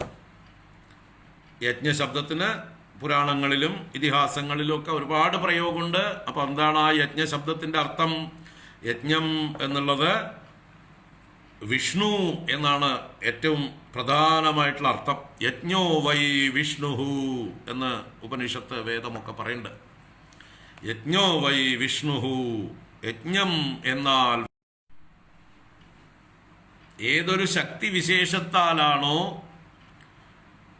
നിലനിർത്തപ്പെടുന്നത്, മെയിൻറ്റെയിൻ ചെയ്യപ്പെടുന്നത്,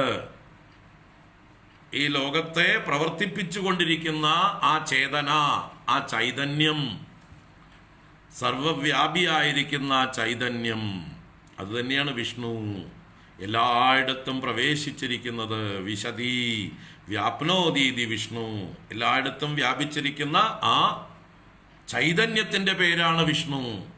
ആ ചൈതന്യമാണ് ഇവിടെ സൃഷ്ടി നടത്തുന്നത്, സ്ഥിതിയെ നടത്തുന്നത്, സംഹാരത്തെ നടത്തുന്നത്.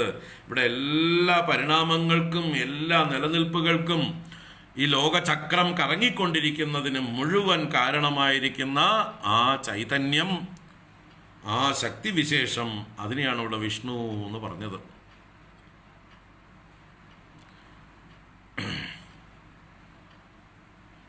സൂര്യനും ചന്ദ്രനും നക്ഷത്രങ്ങളും ഗ്രഹങ്ങളും ഭൂമിയും എല്ലാം തന്നെ അതിൻ്റെ കൃത്യമായിട്ടുള്ള ഭ്രമണപഥത്തിലൂടെ കറങ്ങിക്കൊണ്ടിരിക്കുകയും അതേസമയം തന്നെ ആ ഓരോ ഗ്രഹങ്ങളിലും ഉണ്ടാകുന്നതായിട്ടുള്ള വ്യതിയാനങ്ങൾ, അതിലുണ്ടാകുന്നതായിട്ടുള്ള പ്രവർത്തനങ്ങൾ, ഭൂമിയിൽ നടക്കുന്നതായിട്ടുള്ള അതിൻ്റെ കറക്കത്തിനനുസരിച്ച് തന്നെ നടന്നുകൊണ്ടിരിക്കുന്നതായിട്ടുള്ള എന്തെല്ലാം പ്രവൃത്തികൾ,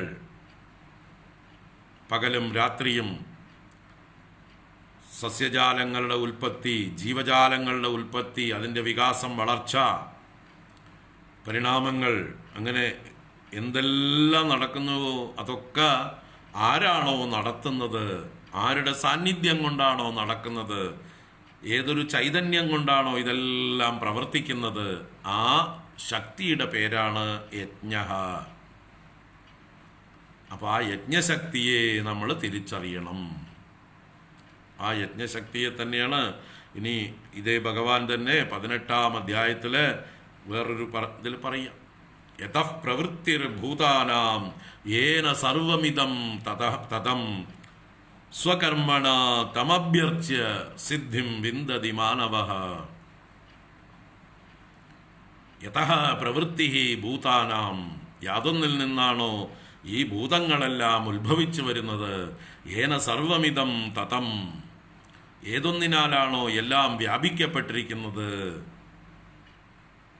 സ്വകർമ്മണ തമഭ്യർച്ച്യ, ഓരോരുത്തരും അവരവരുടെ സ്ഥാനത്തിരുന്നു കൊണ്ട് അവരവരുടെ വിധിക്കപ്പെട്ട കർമ്മങ്ങളെ കൊണ്ട് അവനവന്റെ റോൾ അഭിനയിച്ചുകൊണ്ട് അവനവന്റെ ഡ്യൂട്ടീസ് ചെയ്തുകൊണ്ട് ഈ ഒരു വലിയ ശക്തിക്ക് സമർപ്പണം ചെയ്ത് തം അഭ്യർച്ച്യ, അവനെ അർച്ചിച്ച് അവനെ സന്തോഷിപ്പിച്ച് ഈ ശക്തിക്ക് അനുകൂലമായി പ്രവർത്തിച്ച് ഓരോരുത്തരും അവരവരുടെ രാഗദ്വേഷങ്ങളെ മാറ്റിവെച്ച് ഒരു നല്ല ഹാർമോണിയായി, ഒരു ഓർക്കസ്ട്രയായി എല്ലാവരും പ്രവർത്തിച്ച് ആരും ആരുടെ ശബ്ദവും അധികം പുറപ്പെടുവിക്കാതെ അപശബ്ദങ്ങൾ ഉണ്ടാക്കാതെ ഏതേത് ബീറ്റുകൾ, ഏതേത് സ്ട്രോക്കുകൾ, ഏതേത് നോട്ടുകൾ എവിടെവിടെ പുറപ്പെടുവിക്കണോ, ഏത് ശ്രുതിയിൽ ആരെല്ലാം എവിടെയൊക്കെ എന്തൊക്കെ ആലപിക്കണോ അതൊക്കെ കൃത്യമായി ആലപിച്ച് വരുമ്പോഴാണ് ഒരു ഓർക്കസ്ട്ര ഭംഗിയായി വരിക, ഒരു സിംഫണി എന്ന് പറയുക. അപ്പോൾ ഈ പ്രപഞ്ചത്തിൻ്റെ നടത്തിപ്പ് ഒരു സിംഫണിയാണ്. അതിൽ നമ്മൾ ഓരോരുത്തരും നമ്മുടെ നിശബ്ദ പങ്കാളിത്തം, നിശബ്ദമായിട്ട് വിഡ്രോവലല്ല, നിശബ്ദ പങ്കാളിത്തം, ഞാൻ കേമൻ, ഞാനിവിടെ ഉണ്ട് എന്നൊന്നും വിളിച്ചു പറയാതെ സൈലൻ്റായിട്ട് ഓരോരുത്തരും അവരവരുടെ കർമ്മങ്ങൾ നിർവഹിക്കുമ്പോൾ അത് ആണ് ആ യജ്ഞനുള്ള വിഷ്ണുവിനുള്ള പൂജ. അതാണ് ഇവിടെ പറയുന്നത്, യജ്ഞാർത്ഥാത് കർമ്മണോ അന്യത്ര ലോകോയം കർമ്മബന്ധന. അപ്പോൾ നമ്മുടെ കർമ്മബന്ധനത്തിന് കാരണം എന്താണ്? നമ്മുടെ രാഗദ്വേഷങ്ങളാണ്. രാഗദ്വേഷങ്ങളാണ് നമ്മളെ ബന്ധിക്കുന്നത്. രാഗദ്വേഷങ്ങളില്ലാതെ ആ യജ്ഞനായിക്കൊണ്ട് നമ്മുടെ കർമ്മങ്ങളെ ചെയ്യുമ്പോൾ അത് യജ്ഞകർമ്മമായി മാറുന്നു. യജ്ഞന് വേണ്ടി സമർപ്പിത ജീവിതമാകുമ്പോൾ അത് യജ്ഞമായി മാറുന്നു. യജ്ഞം എന്ന് പറയുമ്പോൾ ത്യാഗബുദ്ധിയാണ് അവിടെ മുമ്പിൽ, ത്യാഗമാണ് മുമ്പിൽ, ദേവപൂജനമാണ് ആ കർമ്മം. ഈശ്വര ചൈതന്യത്തെ പൂജിക്കുന്നതാണ് ത്യാഗബുദ്ധിയോടുകൂടി. അവിടെ ത്യാഗബുദ്ധി എന്ന് പറഞ്ഞാൽ മമതാത്യാഗം തന്നെയാണ്, അഹന്താത്യാഗം തന്നെയാണ്. ഞാൻ കേമൻ, ഞാൻ പ്രാധാന്യമർഹിക്കുന്നു, എൻ്റെ ഇച്ഛയ്ക്ക് വേണം കാര്യങ്ങൾ നടക്കാൻ എന്നൊന്നും വാശിയില്ലാതെ ഒരു നല്ലൊരു സൈലൻ്റായിട്ടുള്ളൊരു മൂവ്മെൻറ്റ്, അതാണ് യജ്ഞകർമ്മം. അപ്പോൾ സ്വാർത്ഥതയില്ല, എല്ലാവരുടെയും നന്മയെ ആഗ്രഹിച്ചുകൊണ്ട്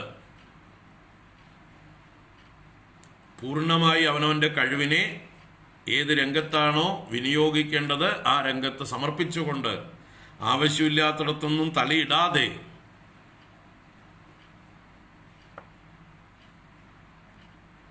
അങ്ങനെയുള്ള ആ പ്രവൃത്തികളാണ് യജ്ഞം.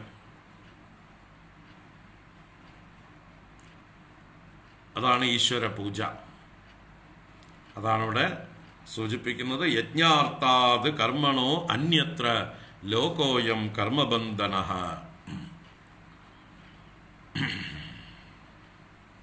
ഇപ്പോൾ കേരളത്തിൽ ഇലക്ഷൻ നടക്കുന്നുണ്ട്. അതിൽ ജയിക്കണം എന്നുദ്ദേശിക്കുന്ന പാർട്ടി ഈ ഒരു ആറ്റിറ്റ്യൂഡോടുകൂടി വേണം ഓരോരുത്തരും പ്രവർത്തിക്കാൻ. പക്ഷെ അവിടെ അപശബ്ദങ്ങൾ മുഴങ്ങുന്നുണ്ട്. അവിടെ സ്വാർത്ഥതകൾ പൊങ്ങി വരുന്നുണ്ട്. അതാണ്, അതിനെ വലുതാക്കാൻ ആൾക്കാരുണ്ട് ഇവിടെ. എന്തെങ്കിലും ചെറിയ അപസ്വരങ്ങൾ ഉണ്ടായാൽ അതിനെ ഊതി വീർപ്പിക്കാൻ, വലുതാക്കാൻ ശത്രുക്കൾ കാത്തിരിപ്പുണ്ട്. മാധ്യമങ്ങൾ കണ്ണും തുറന്ന് കാത്തിരിപ്പുണ്ട്, എന്തെങ്കിലും ഒന്ന് കിട്ടിയാൽ അതിനെ വലുതാക്കാനായിക്കൊണ്ട്. ഇതൊന്നും മനസ്സിലാക്കാത്ത മൂഢന്മാർ എല്ലാ പാർട്ടിയിലുണ്ട്, BJP-യിലുണ്ട്.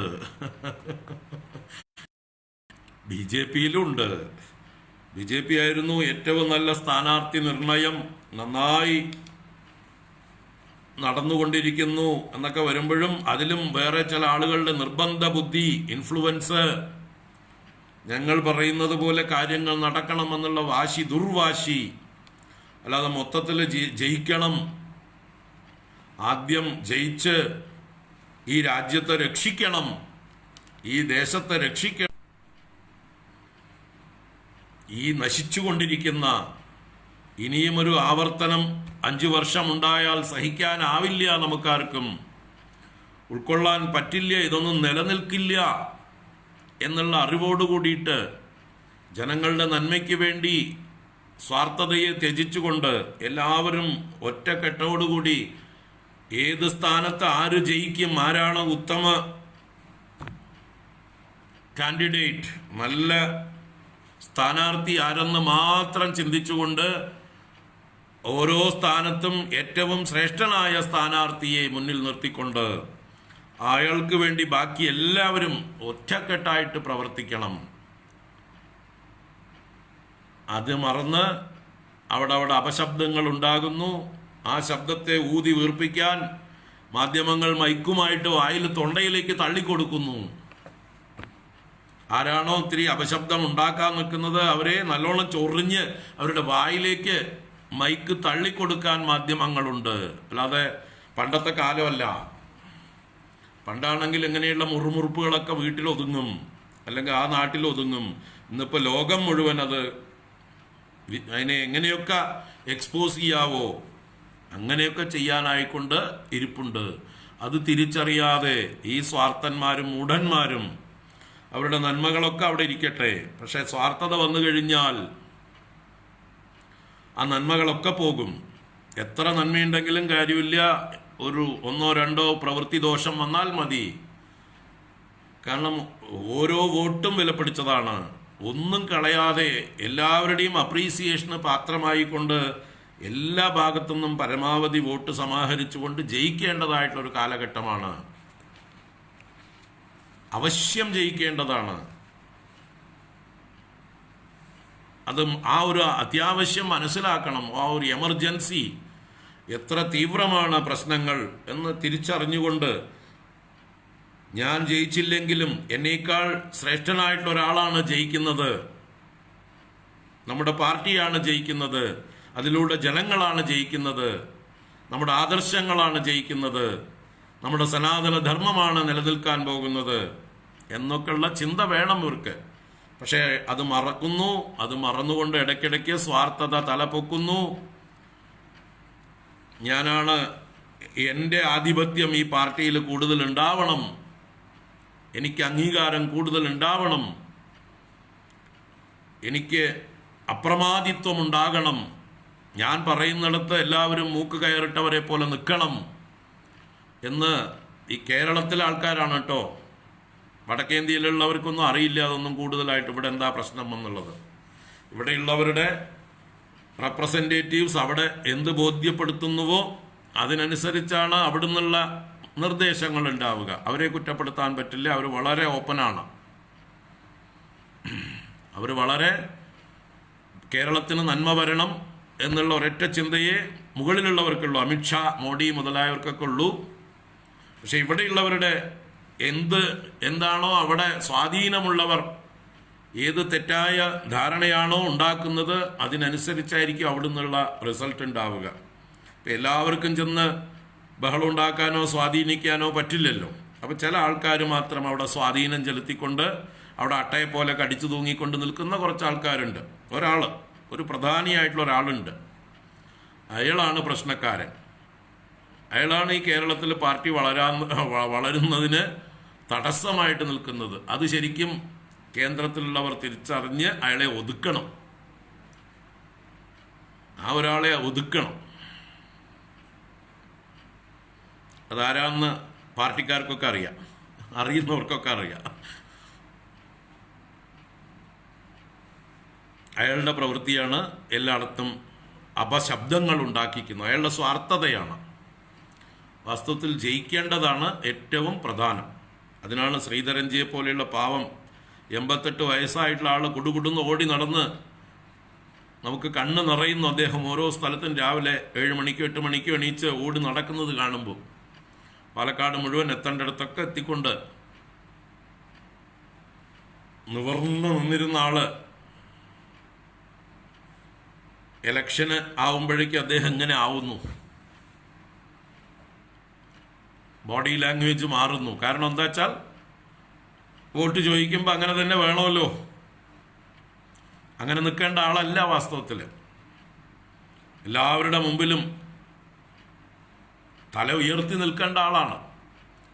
അങ്ങനെയുള്ള തല ഉയർത്തി നിൽക്കേണ്ട ആള് കുനിഞ്ഞു നിൽക്കുന്നുണ്ട് ഇവിടെ.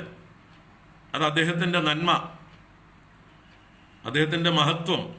അദ്ദേഹം സന്ദർഭത്തിനനുസരിച്ച് സ്വയം ചെറുതാവുകയാണ്. സ്വയം ചെറുതായി നമുക്ക് വേണ്ടി, അദ്ദേഹത്തിനൊന്നും വേണ്ടിയിട്ടല്ല, സ്വയം ചെറുതായിട്ട് കുനിഞ്ഞു നിൽക്കുന്നു പലയിടത്തും.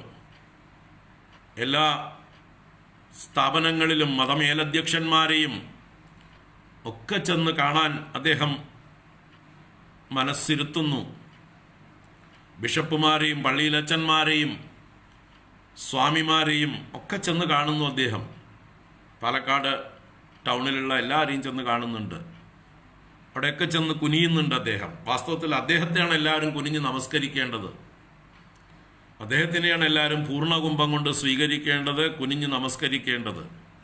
ഒരു എന്താ പറയുക, മഹാഭാരതത്തിലെ ഭീഷ്മ പിതാമഹനെ പോലെയുള്ള ഒരു സ്ഥാനം. ഭീഷ്മ പിതാമഹന്റെ നെഗറ്റിവിറ്റീസ് അവിടെ നിൽക്കട്ടെ.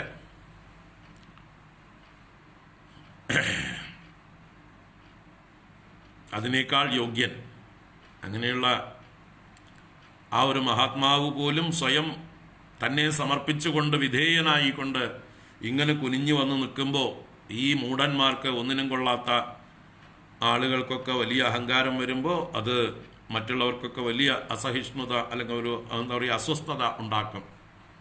അത് തിരിച്ചറിയണം. ഇപ്പോൾ പാർട്ടി ഒന്നിച്ചു നിന്ന് നല്ല കാൻഡിഡേറ്റ്സിനെ മുമ്പിൽ പ്രസന്റ് ചെയ്ത് എല്ലാ അഭിപ്രായ വ്യത്യാസങ്ങളും മാറ്റി നിർത്തി ജയിക്കുക എന്നുള്ള ഒരൊറ്റ ലക്ഷ്യത്തിന് വേണ്ടി പ്രവർത്തിക്കണം.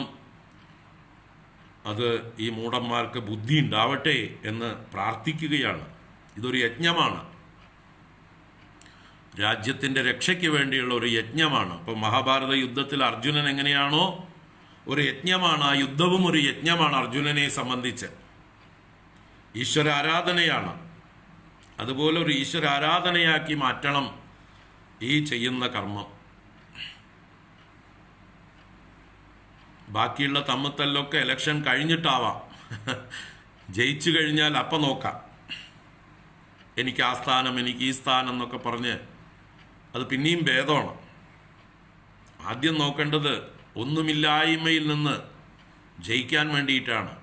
ഒന്നുമില്ലായ്മയാണ് ഇപ്പം നിൽക്കുന്നത്, ശൂന്യതയിലാണ് നിൽക്കുന്നത്. ആകെ ഒരു സീറ്റാണ് ഉണ്ടായിരുന്നത്. അതുപോലും ഇലക്ഷൻ കഴിയുമ്പോഴേ അറിയാൻ പറ്റുള്ളൂ ഉറപ്പാണോ എന്ന്. അപ്പോൾ ഒന്നുമില്ലായ്മ തന്നെ കാണണം. അല്ലാതെ ഇപ്പം തന്നെ ജയിച്ചു കഴിഞ്ഞു എന്ന് വിചാരിക്കരുത്. അഹങ്കാരം പാടില്ല. കുറച്ച് ആൾക്കാർ കൂടി എന്ന് പറയുമ്പോഴേക്കും ജയം ഉറപ്പായിട്ടൊന്നുമില്ല. ആത്മവിശ്വാസം വേണം, വേണ്ടാന്നല്ല. പക്ഷെ അമിത ആത്മവിശ്വാസം പാടില്ല. അതാണ് അഹങ്കാരത്തിന് കാരണം, തലയ്ക്ക് പിടിക്കുന്നത്. അതെല്ലാവരുടെയും സംഭാവനയാണെന്നും മനസ്സിലാക്കണം. അങ്ങനെ എല്ലാവരും ഒറ്റക്കെട്ടായി നിന്ന് ഒരു ശബ്ദമായിട്ട് മാധ്യമങ്ങൾക്ക് ചർച്ച ചെയ്യാൻ വിഷയങ്ങൾ കൊടുക്കരുത്. ഒരു ചർച്ചയ്ക്കും വിഷയം കൊടുക്കാതെ സൈലൻ്റായിട്ട് പ്രവർത്തിക്കണം. ജനങ്ങളിലേക്ക് എത്തണം. ജനങ്ങളുടെ ഓരോരുത്തരുടെയും അടുത്ത് എത്തി അവരുടെ പ്രശ്നങ്ങൾ മനസ്സിലാക്കുകയാണ് ഈ സമയത്ത് ചെയ്യേണ്ടത്. ഓരോ വീടുകളിലും പറ്റുന്നത്ര കയറിച്ചെന്ന് അവരുടെ പ്രശ്നങ്ങൾ എന്താണെന്ന് അറിയുക. അതിനുള്ള അവസരം കൂടിയാണ്. എന്നിട്ട് ജയിച്ചു കഴിഞ്ഞാൽ ആ പ്രശ്നത്തിന് പരിഹാരം കാണുക. അതാണ് ചെയ്യേണ്ടത് ഓരോ സ്ഥാനാർത്ഥിയും. വെറുതെ വോട്ട് വാങ്ങിച്ചിട്ട് പിന്നെ അവരെ മറക്കുകയല്ല. ഓരോ വീട്ടിലും ചെന്ന് അവരെ പരിചയപ്പെടുക. അവരുടെ വീട് കാണുമ്പോൾ തന്നെ അവരുടെ പ്രശ്നങ്ങൾ അറിയാം. ടാർപ്പാളിൻ കൊണ്ട് മറച്ച വീട്ടിൽ 8ഉം 10ഉം ആൾക്കാർ കഴിയുന്നതൊക്കെ കാണുന്നുണ്ട് പലയിടത്തും. വെറും ടാർപ്പാളിൻ്റെ ഉള്ളിൽ ഇത്രയൊക്കെ സ്കീമുകൾ ഉണ്ടായിട്ട് ഗവൺമെൻറ്റിൻ്റെ അവിടുന്ന് പ്രധാനമന്ത്രി ആവാസ് യോജന എല്ലാവർക്കും 4.5 ലക്ഷം വരെ കൊടുക്കുന്ന പദ്ധതികളുണ്ടായിട്ട് അതിനെ ഇവിടേക്ക് എത്തിക്കാതെ, പാവപ്പെട്ടവർക്ക് അർഹിക്കുന്നവർക്ക് എത്തിച്ചു കൊടുക്കാതെ, അത് രാഷ്ട്രീയത്തിൻ്റെ പേരിൽ പല തടസ്സങ്ങളും ഉണ്ടാക്കിക്കൊണ്ടിരിക്കുന്ന, അതൊക്കെ മാറ്റി അർഹിക്കുന്നവർക്ക് ഈ പദ്ധതികളുടെയൊക്കെ ഗുണം എത്തിക്കുവാൻ വേണ്ടി എന്തൊക്കെ ചെയ്യാൻ പറ്റും, അതാണ് ഓരോ സ്ഥാനാർത്ഥിയും ചെയ്യേണ്ടത്. അതിനുള്ള അവസരമാണിപ്പോൾ. എല്ലാ വീടുകളിലും കയറിയിറങ്ങുമ്പോൾ നോട്ട് ചെയ്യണം ഇവിടെ എന്തൊക്കെ പ്രശ്നമെന്ന്. അതാണ് ഓരോ ചെറിയ സ്ഥാനാർത്ഥികളും ചെയ്യേണ്ടത്. അങ്ങനെ ചെയ്യുന്ന എത്രയോ ആൾക്കാരുണ്ട്, നല്ലവരുണ്ട്. ഭൂരിപക്ഷം പേരും അങ്ങനെയുള്ളവർ തന്നെയാണ്. പക്ഷെ അധികാരം കിട്ടുമ്പോൾ എല്ലാം മറക്കുന്നു, ധാർഷ്ട്യമുണ്ടാകുന്നു, അഹങ്കാരമുണ്ടാകുന്നു. അത് ഉണ്ടാവരുത്. അധികാരം കിട്ടുമ്പോൾ ഉത്തരവാദിത്വം കൂടി എന്നുള്ള വിനയം കൂടുതൽ ഉണ്ടാവണം. വിനയമായിരിക്കണം അവരുടെ മുഖമുദ്ര, അല്ലാതെ ധാർഷ്ട്യമാവരുത്. പറഞ്ഞു വന്നത് ഒരു യജ്ഞം. എല്ലാം നമ്മുടെ ജീവിതം എല്ലാം യജ്ഞമാണ്. നമ്മുടെ വീടുകളിൽ ഒരു കുടുംബം നടത്തുന്നത് ഒരു യജ്ഞമാണ്. ഒരു കുടുംബം ഒരു യജ്ഞമാണ്. ഭാര്യ, ഭർത്താവ്, അച്ഛനമ്മ, മക്കള്, ബന്ധുക്കള് എന്നൊക്കെയുള്ള ഒരു കുടുംബം ഒരു യജ്ഞമാണ്. ഒരു ദേശം ഒരു യജ്ഞമാണ്. ഒരു രാജ്യം, ഒരു സംസ്ഥാനം, ഒരു രാഷ്ട്രം എല്ലാം നടത്തിക്കൊണ്ടു പോകുന്നത് ഒരു യജ്ഞമാണ്. എല്ലാ തലത്തിലേക്കും ഇത് അപ്ലൈ ചെയ്യാം. ഒരു സ്ഥാപനം നടത്തുന്നത്, ഒരു പാർട്ടി നടത്തുന്നത് എല്ലാം യജ്ഞമാണ്. ഏതൊരു ഓർഗനൈസേഷൻ കൊണ്ട് നടക്കണമെങ്കിലും ഈ ആറ്റിറ്റ്യൂഡ് ഉണ്ടാവണം. അപ്പോൾ ഇതിനെക്കുറിച്ച് നമുക്ക് കൂടുതലായിട്ട് കാണാം. വലിയൊരു വിഷയമാണ് യജ്ഞം എന്നുള്ളത്. യജ്ഞാർത്ഥാത് കർമ്മണോന്യത്ര ലോകോയം കർമ്മബന്ധനഃ തദർത്ഥം കർമ്മ കൗന്ദേയ മുക്തസംഗഃ സമാചര. നാരായണ. ഓം കായേന വാചാ മനസേന്ദ്രിയൈർവാ ബുദ്ധ്യാത്മനാ വാ പ്രകൃതേ സ്വഭാവാത് കരോമി യദ്യത് സകലം പരസ്മൈ നാരായണായേതി സമർപ്പയാമി. ഓം ശാന്തി ശാന്തി ശാന്തി. ഹരി ഓം. ശ്രീ ഗുരുഭ്യോ നമഃ. ഹരി ഓം. ഹരി ഓം. എല്ലാവർക്കും ശുഭരാത്രി, സുഖനിദ്ര.